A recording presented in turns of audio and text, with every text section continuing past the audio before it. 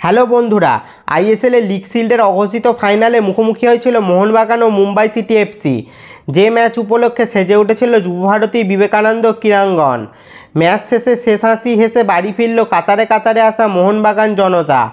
মুম্বাইকে হারিয়ে প্রথমবারের জন্য আইএসএল লিগ চ্যাম্পিয়ন হলো মোহনবাগান। বাংলার ফুটবলের পতাকা আবারও উঁচুতে তুলে ধরল মোহনবাগান। ম্যাচে 2-1 গোলে মুম্বাইকে হারিয়ে লিগ চ্যাম্পিয়ন হলো মোহনবাগান। মোহনবাগানকে চ্যাম্পিয়ন হতে গেলে মুম্বাইকে আজ হারাতেই হতো। অন্যদিকে মুম্বাইয়ে ড্র করলেও চলতো, 1 পয়েন্ট পেলেই চ্যাম্পিয়ন হয়ে যেত মুম্বাই।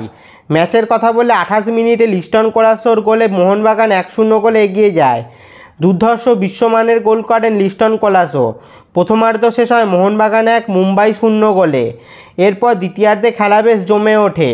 গোল পরিশোধের জন্য বদ্ধপরিকর হয়ে ওঠে মুম্বাই। আক্রমণ প্রতি আক্রমণে খেলা চলতে থাকে।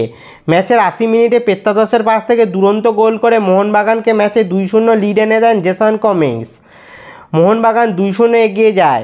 যখন মনে হচ্ছিল লিগ জয় শুধু সময়ের অপেক্ষা, ঠিক তখনই একটি গোল পরিশোধ করে মোহন জনতার হার্টবিট বাড়িয়ে দেয় মুম্বাইয়ের ছাংতে। 89 মিনিটে মুম্বাইয়ের হয়ে একটি গোল পরিশোধ করেন ছাংতে। খেলার scoreline Mohun Bagan 2 Mumbai city FC 1। নির্ধারিত সময় শেষে রেফারি 8 মিনিট অতিরিক্ত এক্সট্রা টাইম দেন, যদিও এ সময় আর গোল করতে পারেনি কোনো দলই।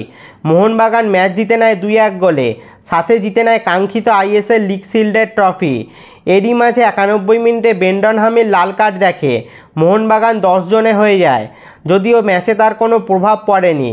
মুম্বাইকে হারিয়ে 48 পয়েন্ট নিয়ে লিগ শীর্ষে শেষ করলো মোহনবাগান। আবারও ভারত সেরা মোহনবাগান। তো বন্ধুরা, মোহনবাগানের এই লিগ জয় নিয়ে তোমাদের কি মতামত তা নিচে কমেন্ট করে জানাও। আর এই ভিডিওটা লাইক শেয়ার করতেও ভুলবে না যেন। এই ধরনের মোহনবাগান ও আরও ফুটবল রিলেটেড ভিডিও পেতে অবশ্যই চ্যানেলটি সাবস্ক্রাইব করে দাও।